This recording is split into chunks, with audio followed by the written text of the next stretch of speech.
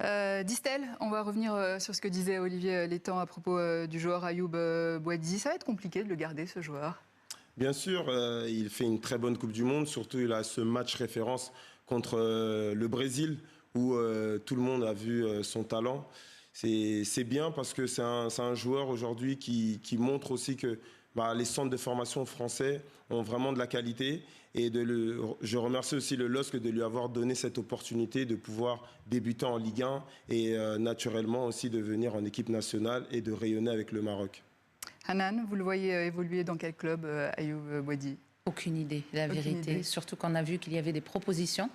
Après le match, l'Angleterre. Oui, mais on a un peu levé les pieds. Paris. Oui. Donc on est vraiment on n'est pas sûr vers quel club il va jouer. Tout ce qu'on sait, qu'il a envie de jouer pour le Maroc, donc son club, pour son pays.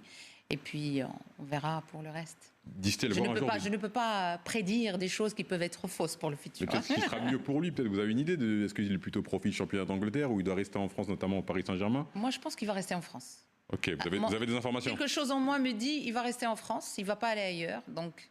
Mais on ne sait pas encore. Parce qu'il y a quand même, il y a eu pas mal, il y a eu un grand buzz après son premier match. Pas mal de propositions. Voilà, pas mal de propositions, mais on a levé un peu le pied en ce moment, donc on verra comment ça va se passer. Disent-elles voir un joueur 18 ans choisir la sélection marocaine, c'est quand même un signal fort de ce qui est en train de devenir le continent africain. On a d'autres exemples avec Ibrahim Baye, pareil à 17 ans, mais avant, en général, notamment à l'époque de votre génération, les joueurs attendaient un peu plus tard avant de choisir une sélection africaine. Là, le Maroc, grâce à son travail, a réussi à récupérer une pépite à 18 ans.